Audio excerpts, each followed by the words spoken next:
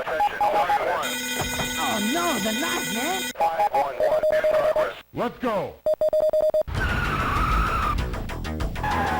Narc is a 1988 arcade game. It came out during the Ronald Reagan era, and it came out during a time in which the country was at war with drugs.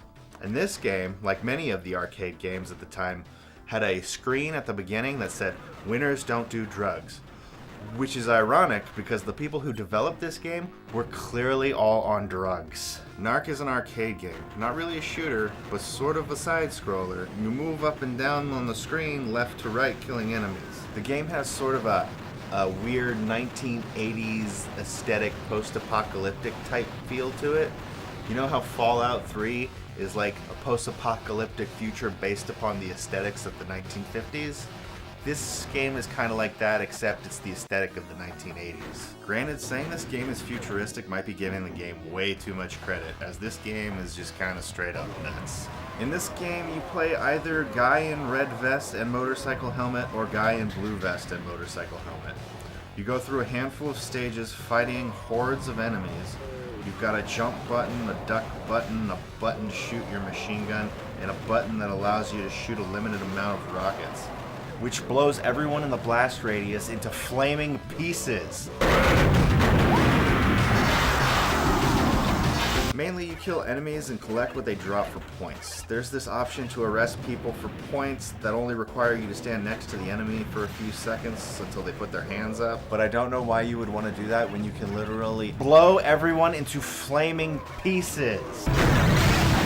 Before the start of each level, you get this little computer shot that shows a new enemy you'll fight in that level. The enemies themselves are like weird 80s versions of the Droogs from A Clockwork Orange. They're like the gang members from Death Wish, RoboCop, or the Double Dragon movie. You've got a creepy trench coat guy who at any moment might pull out a gun or a penis. And then you got guys who crouch and hurl giant syringes at you, and when you get hit with a syringe, you freeze and flash neon colors. You also fight a really strong, tough guy who just walks right toward you. You fight a helicopter, you fight a pink Cadillac, you fight giant bees for some reason, you fight dogs who turn into puppies when you shoot them, and you fight a crazy, knife-wielding serial killer clown who laughs just like your mom right before she eats a baby. The goal of the game is to simply walk toward one side of the screen, violently murdering anything that gets in your way.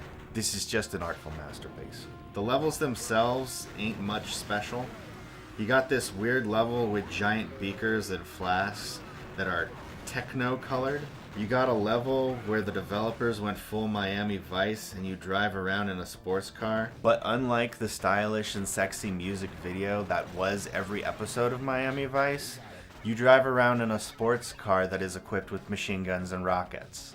To exit the level, all you have to do is find the key card and exit through the last door. And that is pretty much the game. There is, of course, the final boss to discuss. Essentially, he's a dude in a wheelchair that shows up towards the end of the game. You shoot him with a rocket, he somersaults through the air. When he lands, he humps his way off screen, and then comes back in a new wheelchair. Mr. Big is his name, and he's the main antagonist of the game. And he's in a wheelchair, and he's a giant corporate crime lord. Perhaps I should have mentioned that sooner, but I don't care. You defeat the wheelchair Bond villain that is Mr. Big, and then you go up to the final boss fight. Are you ready for this? Are you ready for the final boss fight? Are you ready? Here it is.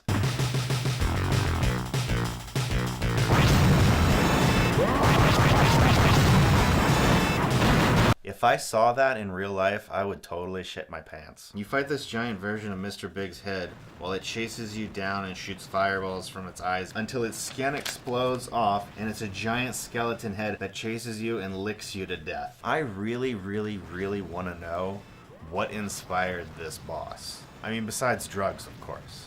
Like, what was the movie, or what was the comic book, or what was the crazed fever dream that led to this boss being the boss?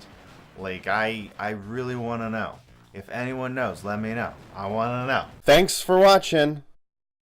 Hey, if you like this video, please subscribe. And if you do subscribe, please click the bell for notifications. If you would like to help me make other cool things, please give to my Patreon, which you can find under Would You Kindly Productions. And if you like horror and other horror things, please check out my other channel, Dreams of Strange Cities. Links in the description. You can blow everyone to pieces.